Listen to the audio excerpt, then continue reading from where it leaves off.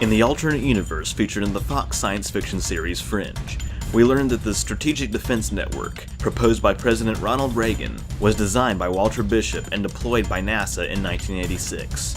What will be the socio-political, technological, and military implications of such a network existing in the modern day? Well, the whole reason why the Star Wars was put up was the defense from Soviet missiles. So sometimes you have to wonder, was there another threat that came upon, maybe the Chinese? The idea of our missiles intercepting other missiles in midair has come to fruition, right? I mean, and like I said, because he convinced the Soviets that we were scientifically in R&D working towards making that happen, it forced the Soviets to pour a whole lot of money into their R&D that they couldn't afford. When Reagan was proposing this, most of the people in the science community didn't believe it would work. Now, through trillions of dollars probably of investment, we've proven at least that some aspects of it probably could work. But on a full-scale nuclear launch, I doubt that it could take out every missile. But based on the scenario that it would create a dome of security over the United States, there might be a danger in that. If you believe that mutually assured destruction actually kept the peace and kept there from being a nuclear war, and the ABM treaty that Nixon signed with Brezhnev is kind of a reflection of that I could almost envision if you take away the scary side of a full-scale nuclear exchange and make it possible that it could be winnable, that could be dangerous. I think that the deterrent nature of nuclear weapons is what makes them, for lack of a better way of saying it, valuable in preserving the peace in the Cold War period. I think the danger now is smaller states getting weapons who think they can use them against other smaller states.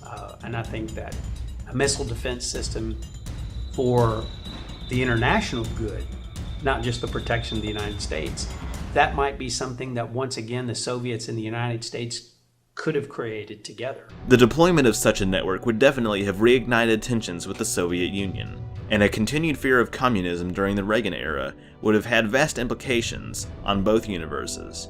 This anti-communist crusade was exemplified in our timeline with the invasion of Grenada in October 1983, a conflict whose effects resonate into the modern day, continuing to influence our foreign policy. We are shown in several episodes that in the alternate universe, it was the White House and the Pentagon, not the World Trade Center, that were destroyed during the 9/11 attacks. How would the War on Terror have been different if it was these targets, as opposed to the Twin Towers, that were destroyed? I think the reason why they would attack them, first of all, was just because they wanted to go against our government, not just against the nation. I believe it's just as great a symbol as the collapse of the World Trade Center. In fact, probably more of a symbol. Now, the World Trade Center was because it's an economic target, but you can really rebuild easily from that since you can move it to another building, really. The strike against the Pentagon, that would be dangerous because the command and control structure would be decimated. And in some respects, it kind of was even for what did happen. That, I believe, would have forced the United States to spread out command and control, which may have been a better idea in the long run. Rather than having it in one centralized location. You could almost accept it as a military target versus a terrorist attack designed to kill people. Because when you fly the plane into the building on a work day, that's going to happen. Whereas attacking the Pentagon and the White House, it could be like any other attack against command and control that you would see in most wars, probably.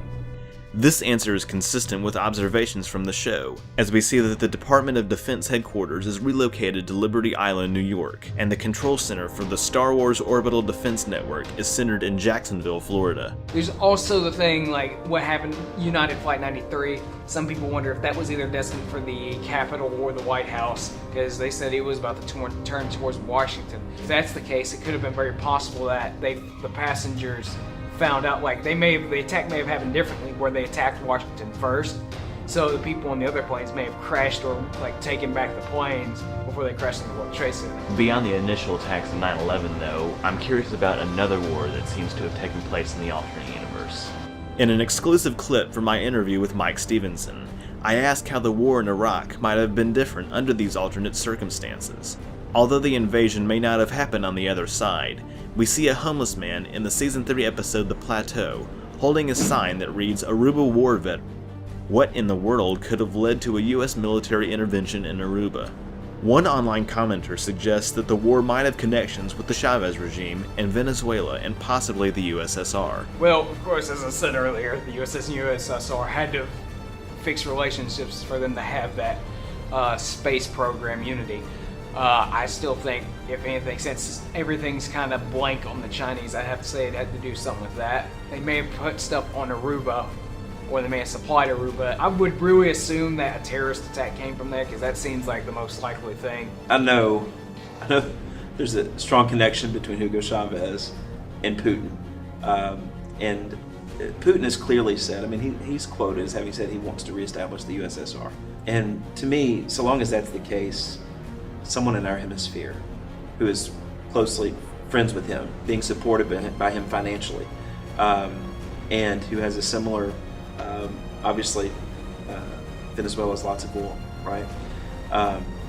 And so, to me, a war against Venezuela is sort of the opposite direction we need to go. Well, my first thought was something like the Cuban Missile Crisis, that maybe some bad guys were trying to place, offensive nuclear capabilities or something like that in the Caribbean, and maybe you could see a direct challenge to the people who are trying to do that.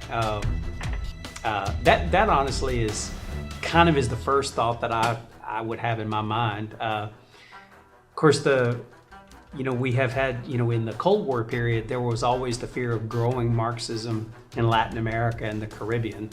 And, that explains a lot of Cold War policy. That would be my best guess on that one. Yeah. The only way we'd gone to war against Venezuela and lost is if Putin got involved.